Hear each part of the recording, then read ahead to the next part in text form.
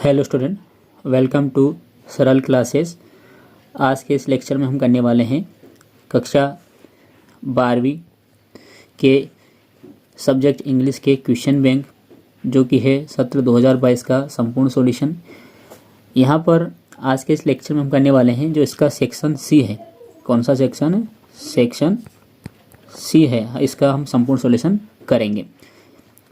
हम जान लेते हैं कि सेक्शन सी में सत्र 2022-23 में कितने मार्क्स के क्वेश्चन एग्जाम पूछे जाना है। तो आप देख सकते हैं यहाँ पर कि ये यहाँ पर लिखा हुआ है सेक्शन सी। यहाँ पर पहला जो क्वेश्चन है 6 नंबर में आएगा। 6 नंबर वाला क्वेश्चन है सेंटेंस करेक्शन और फिलअप्स, यानी कि खाली स्थान या फिर वाक्य सुधारने वाला है। ये 5 नंबर का एग्जाम में रहने वाला है।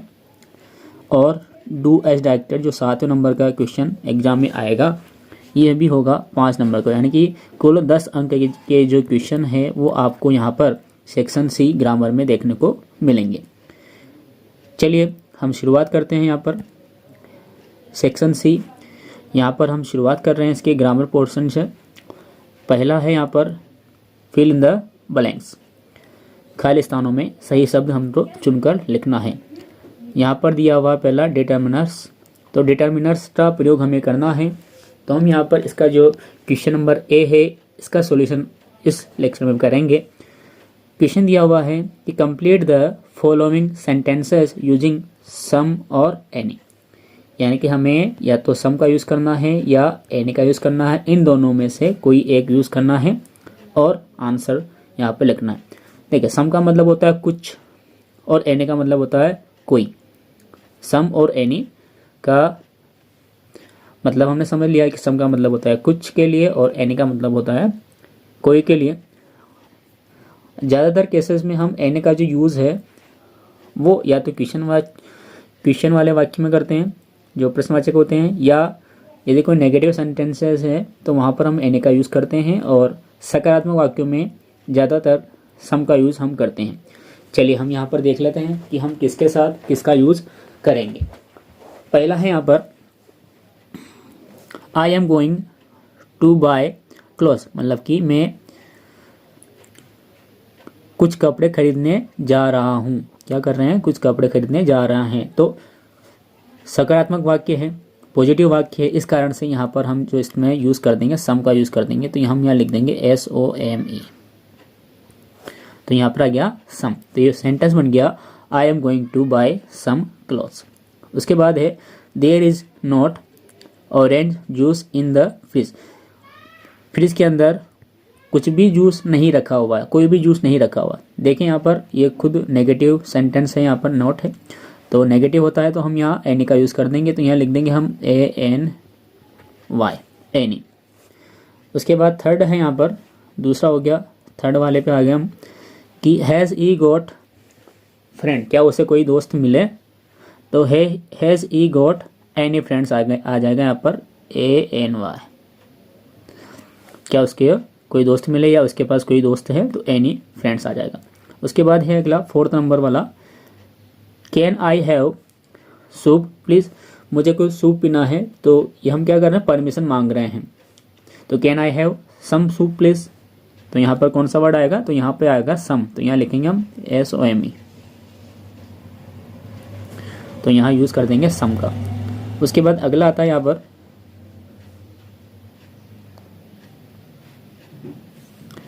5th नंबर वाला कम एंड सी मी, आओ और मुझे देखो, टाइम यू वांट,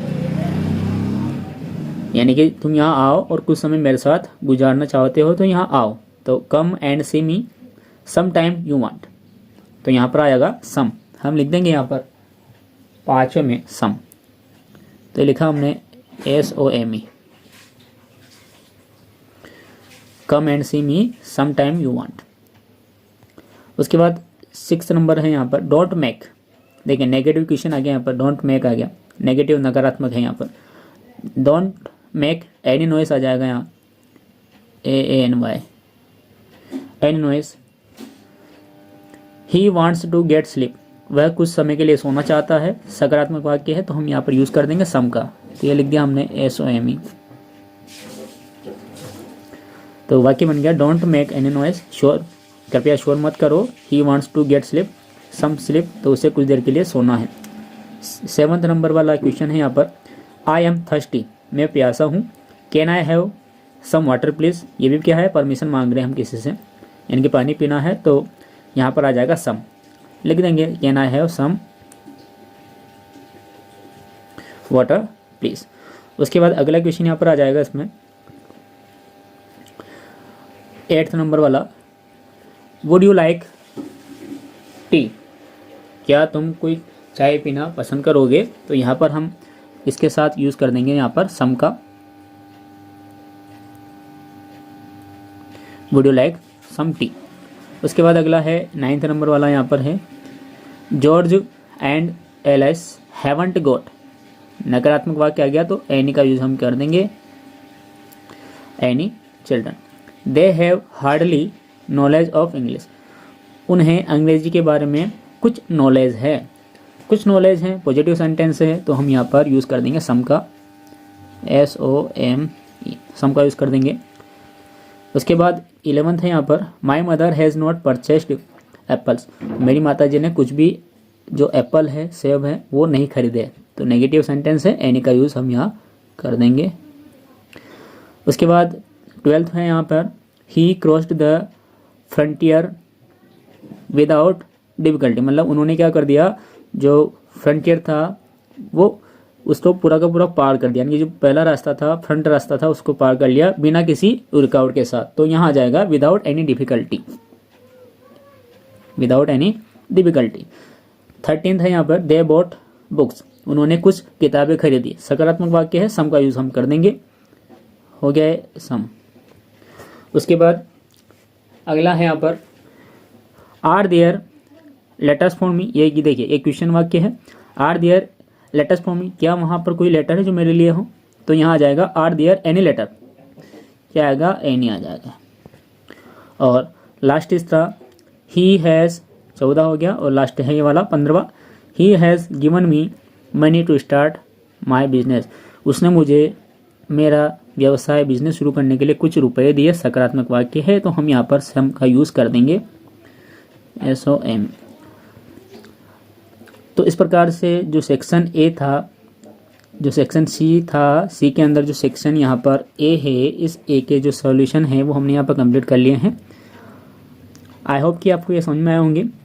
अब इसके जो नेक्स्ट पार्ट है उसमें हम इसके आगे के आने वाले जो प्रश्न है, जैसे कि क्वेश्चन दूसरा है बी, मच मैनी का यूज़ करना, तो इस प्रकार से जो नए नए यूजेस आते जाएंगे उनका हम सॉल्यूशन यहाँ पर आपको उपलब्ध करवाते जाएंगे।